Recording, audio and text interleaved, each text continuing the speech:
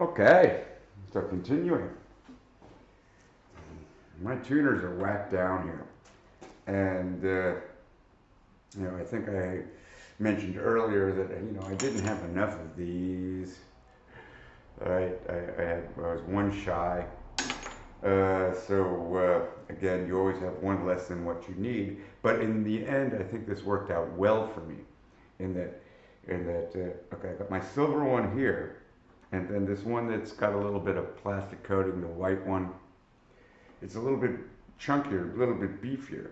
So I was actually able to, when I mounted these in, drilled my pilot holes and screwed these in. These white ones, they're sitting up a little higher, and I think that that's probably a good thing because then I know that these white ones are not going to interfere with the other tuners. So what else did I do? Well, I whacked down this side, the other end of my bridge, and so I just transferred with my lovely square, adjustable square. I just transferred these markings to here. Bing, bing, bang. So this is more or less where my strings are going to go. And I did the same thing with the holes. I transferred the position of the holes, glued it down like crazy, glue and screw. I also did a little bit of, okay, let's double check. What do we got here? From sort of point to point, maybe this way, adjustable square. Yeah, something like that. Looks pretty good. Something like that. Yeah, they're about the same. They're about the same. But there are some differences, of course, because as you work, your errors are going to accumulate. Your errors are going to accumulate over time. Every time you do something, you're going to add a little bit of error. Uh, and so, I kind of nudged it this way, nudged it that way. Now I've got the big problem, right? I got that resolved. I think my tuners are resolved.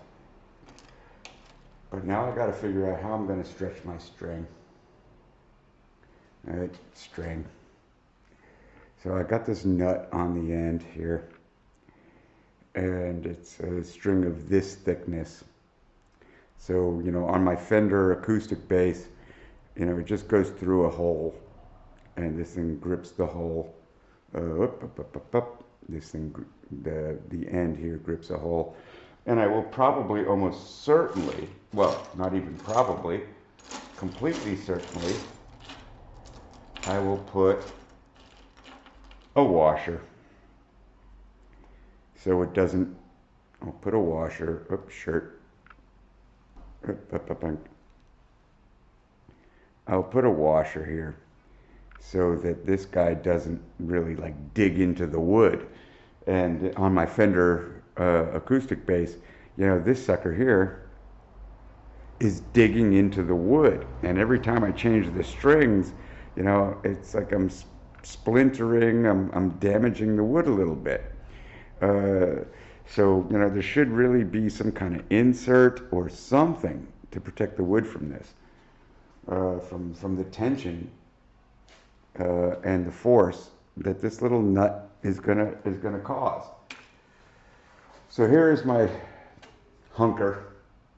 I'm gonna bring my strings this way. I talked earlier about maybe I want to drill through this way and then up, but again, a lot of pressure here.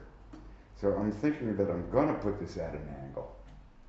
I'm gonna drill an angle. And so now I need to mark where and this is now, boy, again, one of those, oh my God, time to make a decision. I need to figure out where I'm gonna put these. So I'm gonna set up my square in some way that I think I'm drawing a good line, nice square line from here to there. So maybe I need something like that. Right, so okay, tighten up my square. Yeah, I think that's probably pretty good. So again, I transferred my marks from the other side to this one, countersunk, glued and screwed.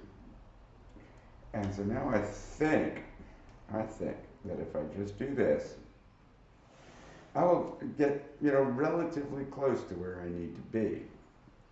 Pretty okay. I think this will be pretty much okay.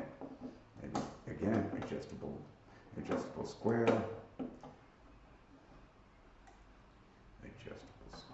square it up. And again, I'm using my Sharpie here. I'm using a Sharpie. So you can actually see the lines. Because if I was using a pencil, I'd have a little bit more accuracy. I would. Uh, but then on the video, you can't see the lines. And I think this is going to be, accurate enough. I think it's going to be just fine. So far, so good. Everything I've done so far has been, from just eyeballing it and stretching a string and seeing, confirming my assumptions. It kind of seems pretty much okay. So here are my marks, and they should be 1 inch, right? Because if this is 1 inch each, these marks should be 1 inch each. So I'm going to confirm that. I'm going to start with taking my square and dropping my first line here on 1, 2, okay, maybe a little bit this way. So, just sort of correcting it a little bit. But, I think that's fine. I got my 4 strings. 1, 2, 3, 4. 1, 2, 3, 4. 1, 2, 3, 4. And then I'm going to have to drill this hole, and this is the big stress, right? This is the big stress. So I'm going to square this up, draw some nice big fat lines. Big fat lines with ink, because I don't care. I actually, my construction marks, I think are nice as part of the instrument. And now I'm going to have to drill a hole. Oh boy, here it comes. Here comes the moment of truth. So I've got my drill bit collection here. So I'm thinking that one should be fat enough for the fattest string. Yeah, more or less. Maybe I need something a little bigger. Yeah, maybe this one. This one. Okay, I'm going to use this one. I'm going to use this bit. And this is a nice bit. I'm comfortable with this bit because it's, what's it called? A Forstner. I think it's called a Forstner. So it has Forstner. It's got a little tip that will allow me to put it really where I want it to be. Starts the hole, drills the hole, and I'm going to be cutting an angle here. I did decide that I'm going to be putting this at an angle. So, okay, excuse me while I just sort of adjust the camera. Bouncy, bouncy. So now you see this is where I need to drill my holes. And I got a nice solid piece here. I got my markings. And maybe, I need to decide where my hole starts. Well, let's take it from the middle.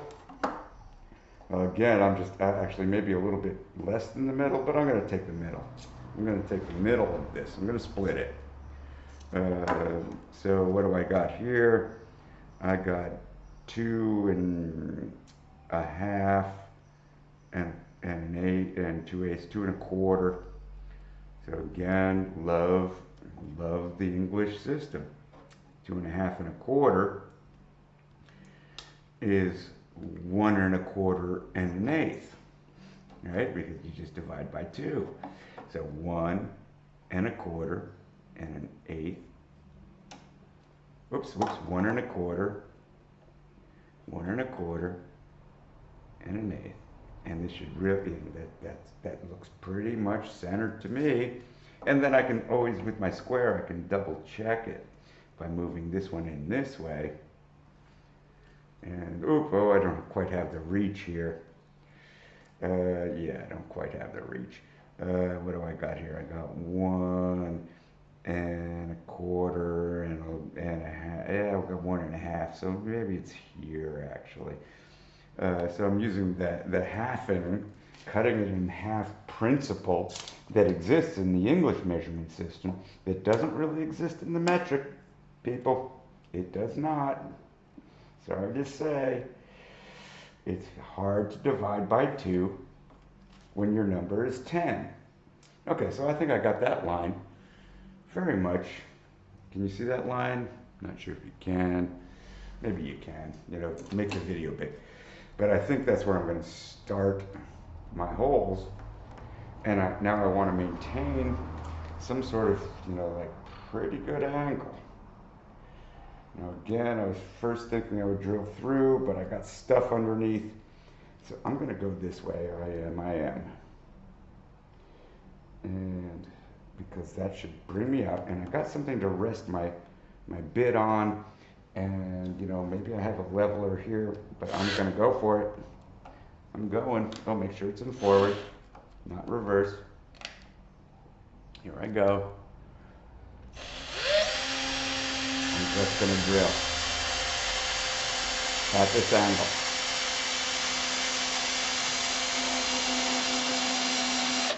All right, and this might be a case where I can speed it up a little bit.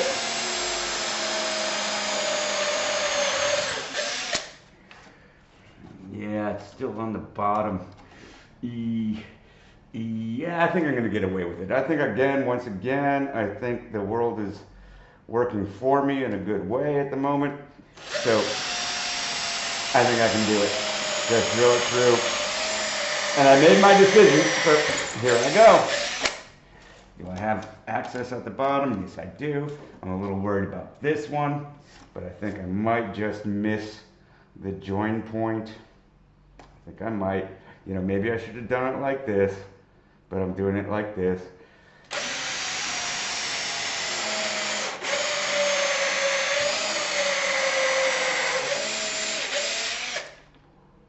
Bring it out and in. Starts to get hot. The nice thing about this bit is that it does have this extra little tip on the front, which means that once I put it into my wood, I'm pretty sure that it's not going to travel too much.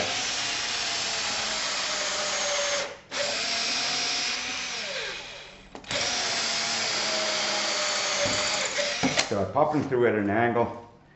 And yeah, judging from the other side, I can feel it. I think I missed.